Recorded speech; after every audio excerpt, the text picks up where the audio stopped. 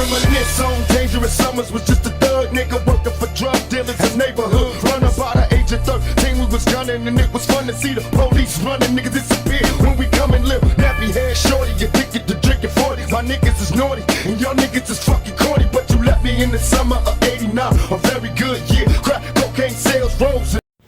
Yo, what's going on YouTube? It is Beamer-Fonz. And today I'm doing a quick, well, I don't know how quick this will be, a video on replacing the transmission mount bushings, transmission mounts, whatever, on this car, and also showing y'all an oil leak that I found. So the car, as you guys, if you've been watching my videos, has been leaking near the drain plug in the transmission. It's not a lot of oil, it's pretty negligible, honestly. It looks like a lot more than it is because I drive fast and it sprays everywhere, but I thought it was a drain plug. However, I've known for a little bit my oil filter housing gasket leaks a bit here, and I'm so stupid, I'm not using the light that I have in my hand, and it leaks just now. I figured out, if you can see, there's a pool of oil right there, and that is trickling down the engine and making it look like either a drain plug or oil pan or something leak. So if you guys have oil showing up on the bottom of your engine, ignore the gold heat tape there. I'll talk about that in another video. Then check the upper portion of your engine, like valve cover gasket, oil filter housing gasket, coolant flange, all that, because that could be it. But anyways, let's get into the transmission mounts. So I have the front jacked up, but I think I'm going to switch that and do the back because it seems like it'll just be easier that way. So I'm going to quickly do that, and then I'll show you guys where they are.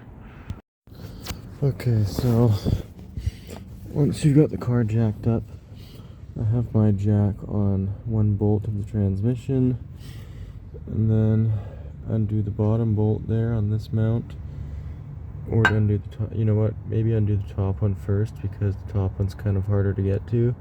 Undo the top one first, then undo the bottom one, and we're gonna figure out together what happens when the top one comes off. It's almost there, I think, unless I'm just spinning a bolt. Oh, no, there it comes. Okay, so that's the top nut, and then, oh, you know what, I think this cross member has to come off. Damn. Yeah, I think that's how that works.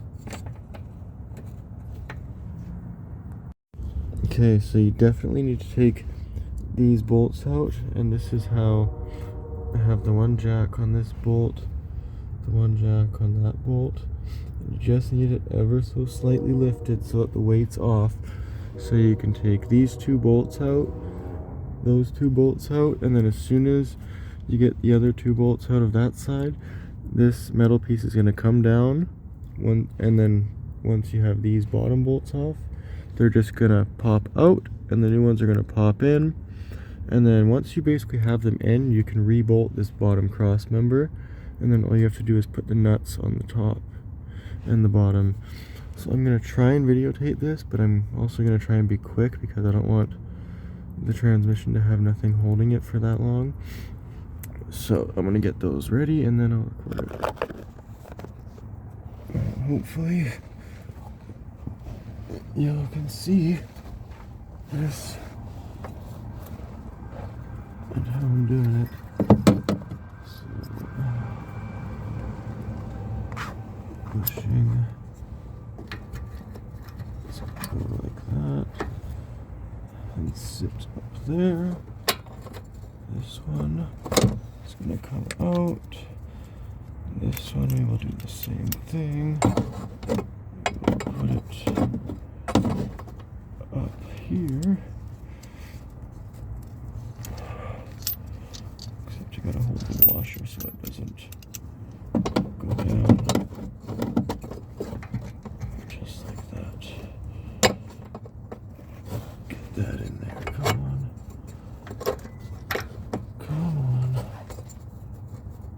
the hole? I always have trouble finding the hole.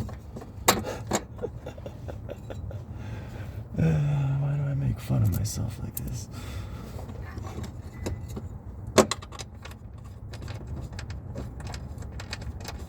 And there, just like that.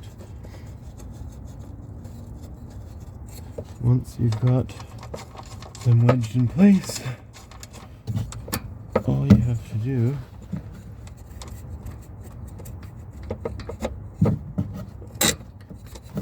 is put the bottom nuts on. So once you've got them in like that, you don't have to worry too much about the jack slipping or the transmission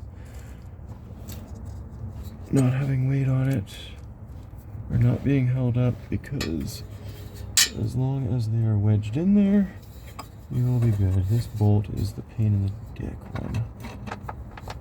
Sorry for my language, but it is.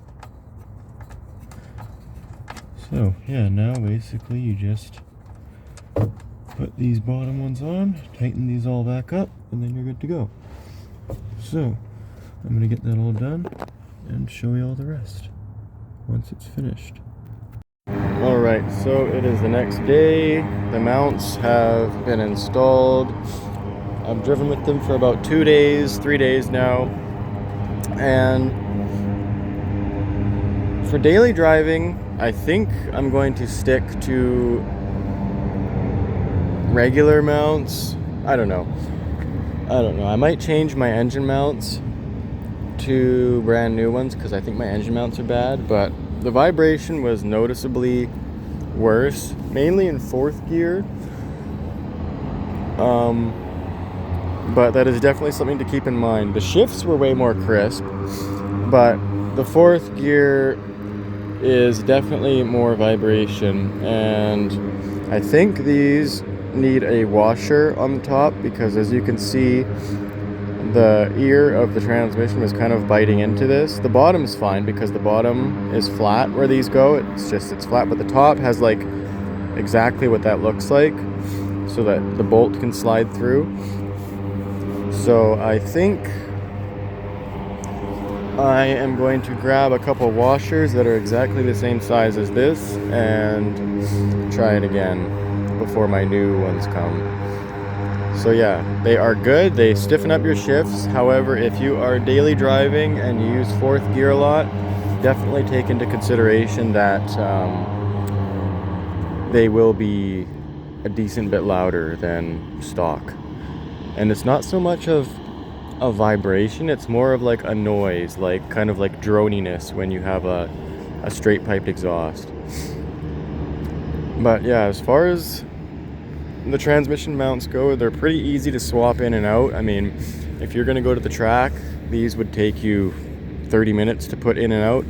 Jack up the car, support the transmission, undo the cross member, slide these in, put it back. It takes about 30 minutes.